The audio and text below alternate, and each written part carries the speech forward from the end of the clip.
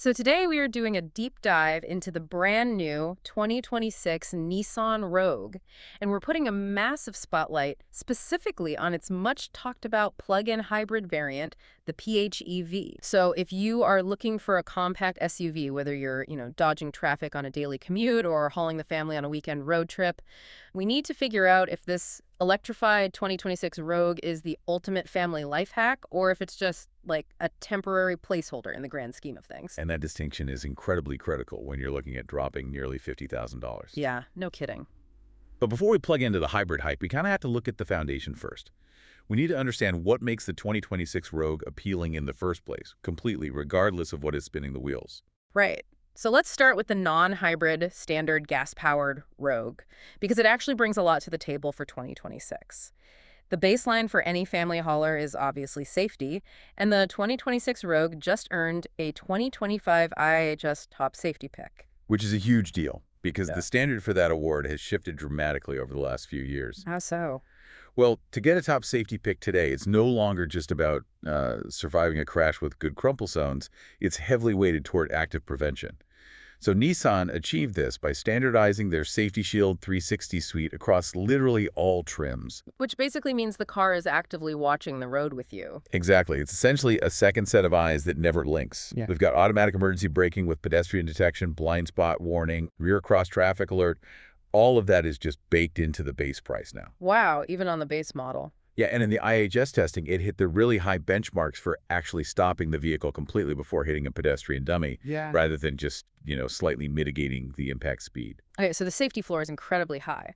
But the engine powering this standard version is where things get really mechanical and honestly pretty fascinating. It's a 1.5-liter three-cylinder engine, which, sounds a bit tiny for an SUV. It does sound small on paper. Right, but it is a variable compression turbo, or VC turbo, putting out 201 horsepower and 225 pound-feet of torque. The VC turbo is just a mechanical marvel. It honestly solves a century-old engineering problem. How does it work? Well, in a traditional engine, the pistons travel the exact same distance up and down the cylinder every single time. That's a fixed compression ratio. So you usually have to tune an engine either for high compression, which gives you great fuel efficiency but less power, Okay. or low compression, which allows a turbocharger to cram in more air for big power, but it just drinks gas. I always picture it kind of like human breathing. Like imagine you're out for a light, steady jog. You're taking shallow, highly efficient breaths. You don't need maximum oxygen. You just need to maintain a steady pace. That's the engine in high compression mode, right? Just sipping gas while you cruise on the highway. That's a perfect analogy. Yeah. But then suddenly, you need to sprint to catch a bus. Your body instantly adapts. Right.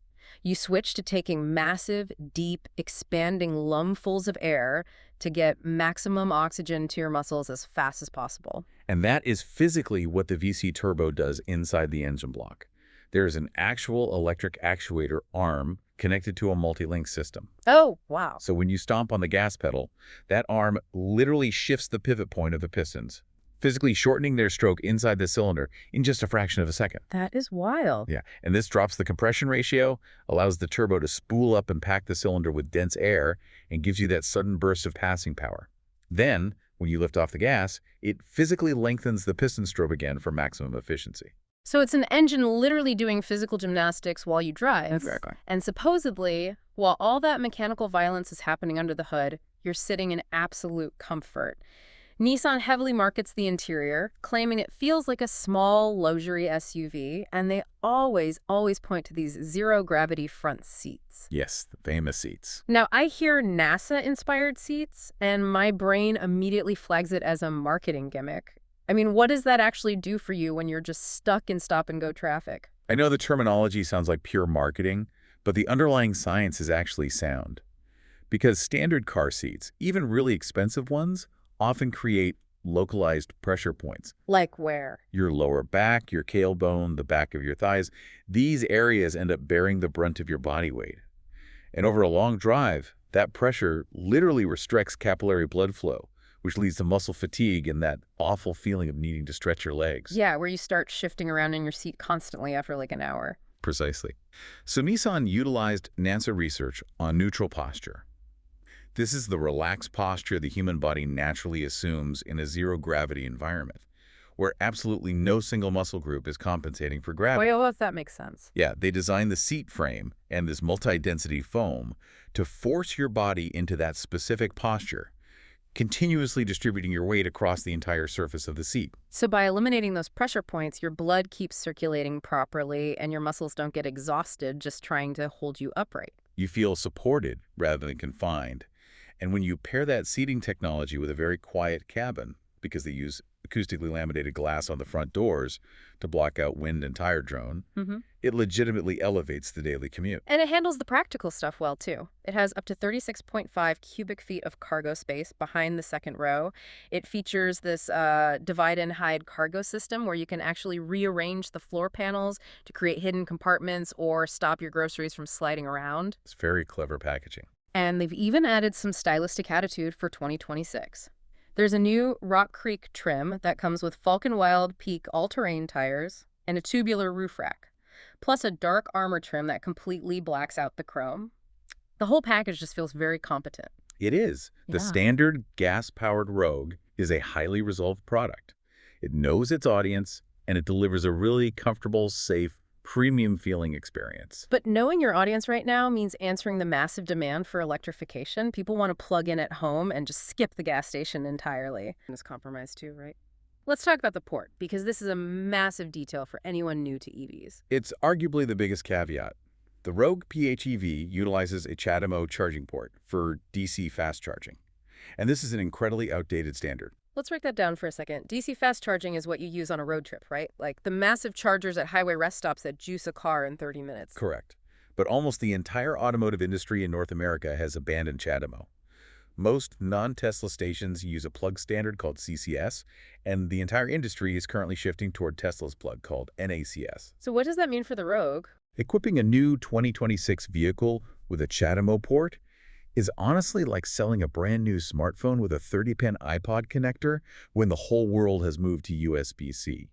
You will pull up to modern public charging stations and literally, physically, not be able to plug the car in. That is brutal. So how do you even charge it? You will rely almost exclusively on level 2 AC charging, which is what you install in your garage at home.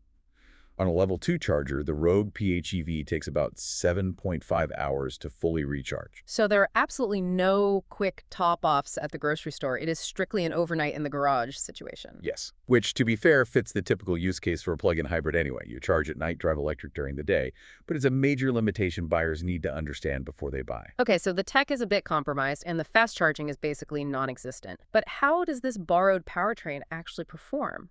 Because looking at the spec sheet, this Frankenstein approach gives the Rogue some serious muscle. It does. The hardware is heavy-duty. It combines a 2.4-liter naturally aspirated gas engine with 2 electric motors, one on the front axle, one on the rear, and a 20-kilowatt-hour lithium-ion battery pack. A naturally aspirated meaning it doesn't have a turbocharger like the gas Rogue, right? It just breathes regular air. Exactly, and it doesn't need a turbocharger because the electric motors provide instantaneous torque anyway. The total system output is 248 horsepower and 332 pound-feet of torque. And torque is what actually pushes you back in your seat when you merge onto the highway. Because electric motors deliver that power the literal millisecond you touch the pedal, this version of the Rogue hits 60 miles per hour in 6.6 seconds. It's just surprisingly fast. Yeah, that is a full 1.4 seconds faster than the gas-powered VC turbo version. Even with the massive weight of that big battery pack, Car and Driver noted it feels considerably quicker in daily driving. But, the real metric for a plug-in hybrid is efficiency, and it delivers an EPA-estimated 38 miles of all-electric range. 38 miles? If your daily commute is 15 miles each way and you plug in every night, you are basically driving a pure electric vehicle during the week. You might go months without the gas engine ever even turning on. Exactly. And then when you do need to drive 3 states over for a road trip, the gas engine takes over seamlessly, giving you a total combined range of 420 miles. It gets an efficiency rating of 64 mpg. Let's quickly clarify MPG for a second, because that acronym always throws people off. Miles per gallon equivalent. Right. It's the EPA's way of comparing electricity to gasoline. They calculated that 33.7 kilowatt hours of electricity contains the exact same amount of potential energy as 1 gallon of gas. So 64 mpg means that for the equivalent energy of a single gallon of gas, this vehicle can travel 64 miles using its electric systems. Okay, so it's highly efficient. But here's the craziest part of the spec sheet. the hidden superpower of this Mitsubishi transplant. Because it uses the Outlander's platform, the 2026 Nissan Rogue PHEV actually has a third row of seating. Which is honestly, finding a third row in a compact SUV is incredibly rare. It's unheard of. You are fitting 7 passengers into a footprint normally reserved for 5. It requires brilliant physical packaging to fit a gas engine, 2 electric motors, a large battery pack, and a third row into a vehicle of this size. I have to say, I am extremely skeptical of this. Let's look at the actual physics of the cabin for a second. When that third row is popped up and actually in use, you only have 12.8 cubic feet of cargo space behind it. That's right. You could fit maybe 3 grocery bags in there. So is this actually a 7-passenger family vehicle, or is it a 5-passenger vehicle with a couple of penalty boxes for the kids' friends? Your skepticism is completely warranted here. No adult wants to be in that third row. It is undeniably tight. You really should view it as a jump seat. Just for emergencies. It is for the exact scenario where you are carpooling and suddenly need 2 extra seatbelts for a 20-minute drive to soccer practice. But having the ability to fold those seats out of the cargo floor on a moment's notice is just an incredible safety net for parents. And when you fold them flat, you instantly get your 30 cubic feet of cargo space back. So it's the ultimate just-in-case feature. Furthermore, many reviewers point out that Nissan's interior styling, especially with the acoustic glass, the soft-touch materials, and those zero-gravity seats, it feels quieter and significantly more premium than the sort of utilitarian, rugged feel of the RAV4 cabin. Then there is the financial reality of it all. Nissan is offering the Rogue PHEV in 2 premium trims. The SL starts at $45,990, and the Platinum starts at $49,990 plus destination fees. And that places directly against the upper-tier RE4 models. However, dealership sources indicate Nissan is aggressively trying to move these off the lots. Really? Like what kind of incentives? We are seeing incentives like $1,000 in EV loyalty cash if you already own a Nissan Leaf, along with various military and graduate discounts. They want these sold.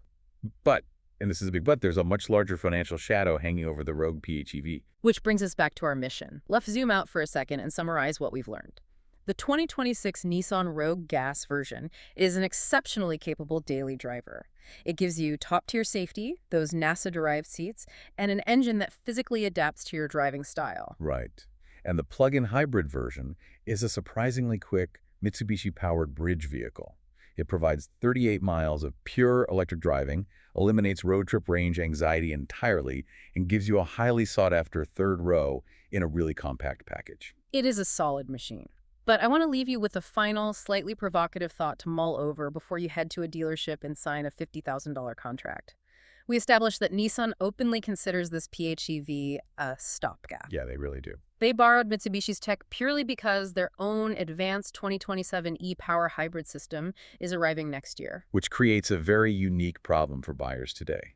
Because this specific mechanical configuration of the Rogue PHEV might exist for a single model a year. Right.